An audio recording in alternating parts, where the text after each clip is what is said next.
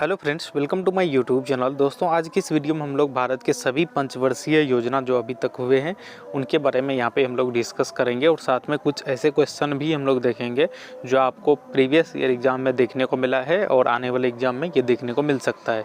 तो दोस्तों, यदि आप आज की इस वीडियो को देख लेते हैं तो आने वाले एग्जाम में यदि पंचवर्षीय योजना से रिलेटेड क्वेश्चन देखने को मिलते हैं तो उनको आप ज़रूर सॉल्व कर पाएंगे। तो सबसे पहले हम लोग सभी पंचवर्षीय योजना की डिटेल्स को देख लेते हैं। तो सबसे पहला है पहली पंचवर्षीय योजना जो 1951 से 1956 तक चला था।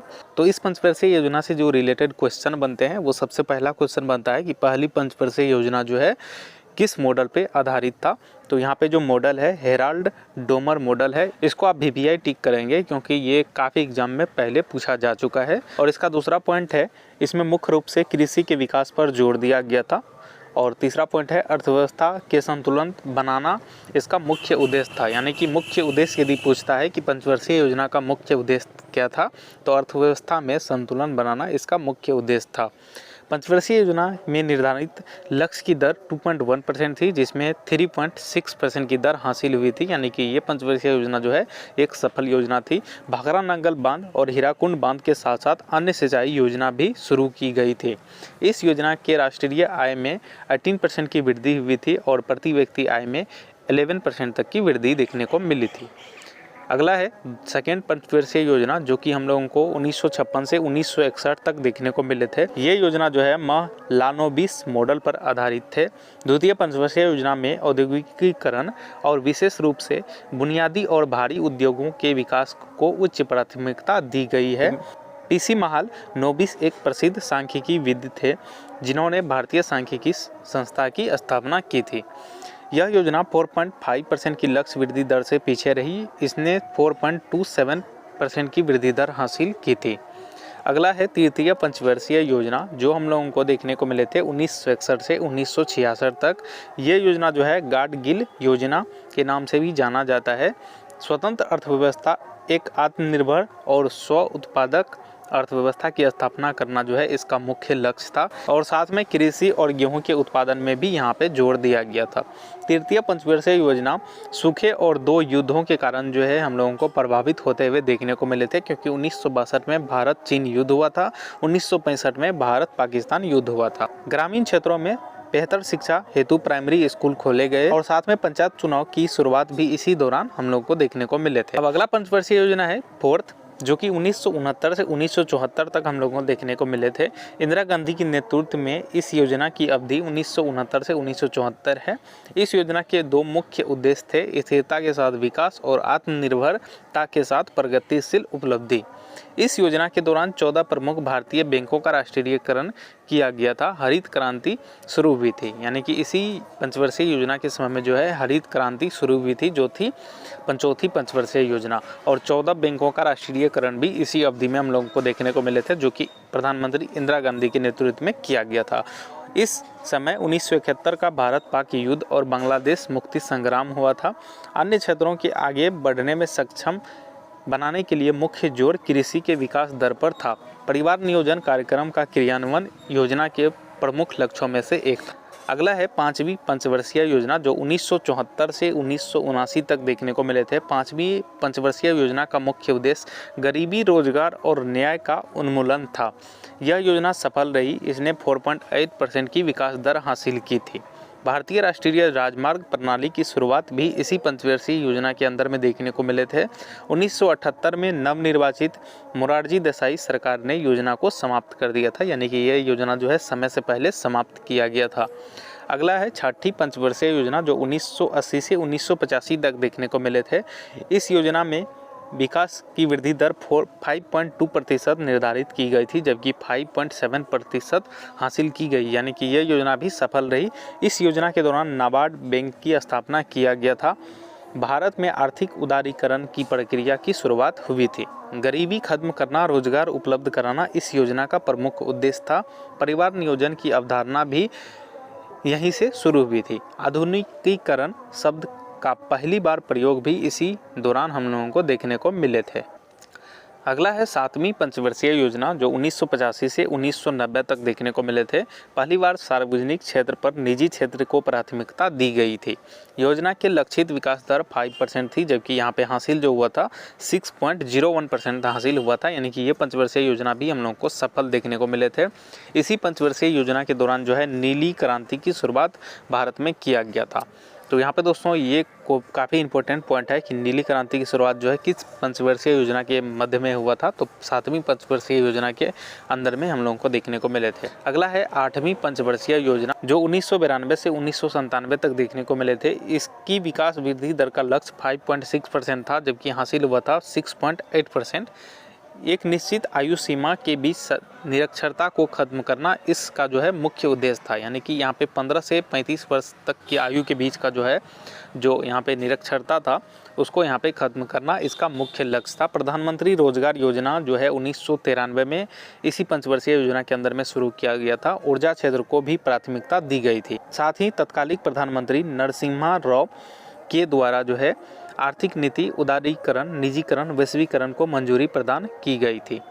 अगला है 9वीं पंचवर्षीय योजना जो हम लोगों को 1997 से 2002 के बीच देखने को मिले थे। इस योजना के अंतर्गत देश में सभी क्षेत्रों में एक साथ विकास और आर्थिक स्थिति को सुदृढ़ करने का उद्देश्य रखा गया था। हालांकि ये योजना जो है सभी क्षेत्रों में आर्थिक विकास हेतु सफल नहीं रही थी। ये अपने निर्धारित लक्ष्य 6.5% के मुकाबले 5.5% की ही वृद्धि कर पाई थी। इस योजना के विफल रहने का मुख्य कारण अंतर्राष्ट्रीय मंदी था, यानी कि उस टाइम में जो है मंदी हम लोगों को देखने को मिले थे, जिसके कारण ये योजना जो है विफल रही थी। अगला है 10वीं पंचवर्षीय योजना। 10वीं पंचवर्षीय योजना के अंदर में भी हम लोगों को फाइनेंशियल क्राइसिस जो है अंतर्राष्ट्रीय लेवल पे देखने को मिले थे। फिर भी ये योजना जो है हम लोगों को काफ़ी हद तक सफल रहते हुए देखने को मिले थे। इस योजना का मुख्य उद्देश्य जो है 10 वर्षों में प्रति व्यक्ति आय को दोगुना करना था। इसका उद्देश्य 2012 तक गरीबी अनुपात को 15% कम करना था। इसके विकास का लक्ष्य 8% था, जबकि ये हासिल जो किया था 7.6% ही हासिल किया था। अनेक विशिष्ट उद्देश्यों में से एक लिंग आधारित भेदभाव को कम करना भी इसका प्रमुख लक्ष्य था।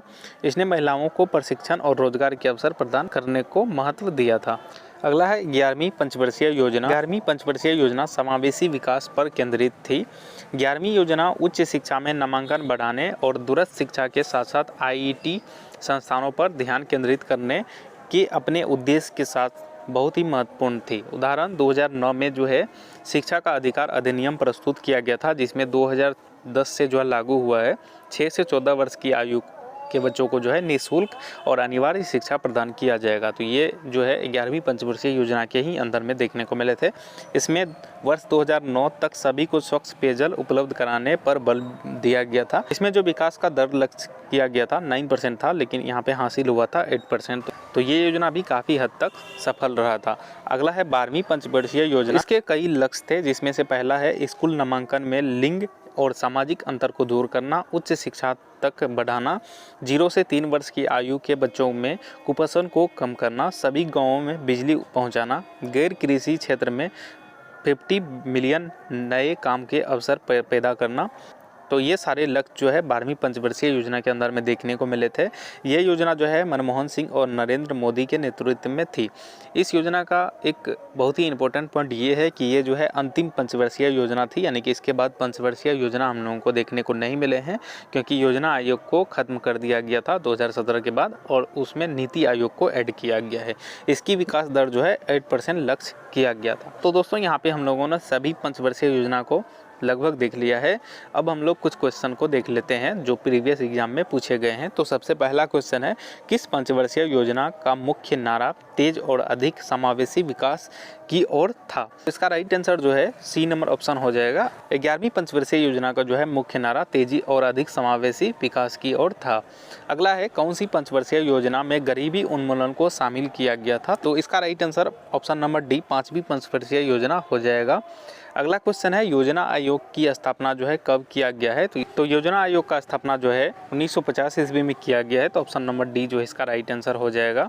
अगला क्वेश्चन है, द्वितीय पंचवर्षीय योजना की अवधि क्या थी? तो द्वितीय पंचवर्षीय योजना का जो अवधि थी वो है 1956 से 1961। ऑप्शन नंबर डी इसका राइट आंसर हो जाएगा। अगला है, भारत को आत्मनिर्भर और स्व उत्पादक अर्थव्यवस्था के रूप में स्थापित करने का प्राथमिक लक्ष्य किस पंचवर्षीय योजना को जाता है? तो इसका जो राइट आंसर होगा ऑप्शन नंबर सी हो जाएगा। तृतीय पंचवर्षीय योजना के अंदर में ये लक्ष्य दिया गया था। अगला क्वेश्चन है, भारत में किस पंचवर्षीय योजना के दौरान मिश्रित अर्थव्यवस्था को अपनाया गया था? तो इसका भी राइट आंसर जो है ऑप्शन नंबर बी द्वितीय पंचवर्षीय योजना हो जाएगा। अगला क्वेश्चन है, निम्नलिखित पंचवर्षीय योजनाओं में कौन सी योजना अनावृष्टि और 2 युद्धों के कारण जो है प्रभावित रही थी? तो इसका जो राइट आंसर होगा दोस्तों वो होगा तीसरी पंचवर्षीय योजना। तो ऑप्शन नंबर सी इसका राइट आंसर हो जाएगा। अगला क्वेश्चन है, खादी एवं ग्रामोद्योग आयोग की स्थापना किस पंचवर्षीय योजना में की गई थी? तो इसका राइट आंसर दूसरी पंचवर्षीय योजना हो जाएगा। ऑप्शन नंबर बी इसका राइट आंसर है। अगला क्वेश्चन है, भारत में किस पंचवर्षीय योजना के अंतर्गत नीली क्रांति की आरंभ किया गया था? तो नीली क्रांति का शुरुआत जो है 7वीं पंचवर्षीय योजना में किया गया था। तो ऑप्शन नंबर सी इसका राइट आंसर है। अगला क्वेश्चन है, भारत में प्रथम पंचवर्षीय योजना में सर्वोच्च प्राथमिकता किसे दिया गया था? तो सर्वोच्च प्राथमिकता जो है कृषि को दिया गया था प्रथम पंचवर्षीय योजना में। तो इसका right answer option number A हो जाएगा। अगला क्वेश्चन है, प्रथम पंचवर्षीय योजना डैश वर्ष में जारी की गई थी? तो प्रथम पंचवर्षीय योजना जो है 1951 में जारी किया गया था। तो ऑप्शन नंबर सी जो है इसका राइट आंसर हो जाएगा। अगला क्वेश्चन है, 12वीं पंचवर्षीय योजना का मुख्य उद्देश्य क्या था? तो 12वीं पंचवर्षीय योजना का जो उद्देश्य था वो था तीव्र, टिकाऊ और अधिक समावेशी विकास। तो ऑप्शन नंबर डी इसका राइट आंसर हो जाएगा। तो दोस्तों यहाँ पे हम लोगों ने पंचवर्षीय योजना के साथ साथ जो है यहाँ पे कुछ क्वेश्चन भी देख लिए हैं। तो उम्मीद है कि आपको ये वीडियो हेल्पफुल लगी होगी। वीडियो यदि हेल्पफुल लगी है तो वीडियो को जरूर एक बार लाइक कीजिए और हमें सपोर्ट करने के लिए चैनल को भी सब्सक्राइब जरूर करें। और दोस्तों यदि आप किसी अन्य टॉपिक पे वीडियो चाहते हैं तो हमें कमेंट बॉक्स में भी ज़रूर बता सकते हैं। Thanks for watching this video.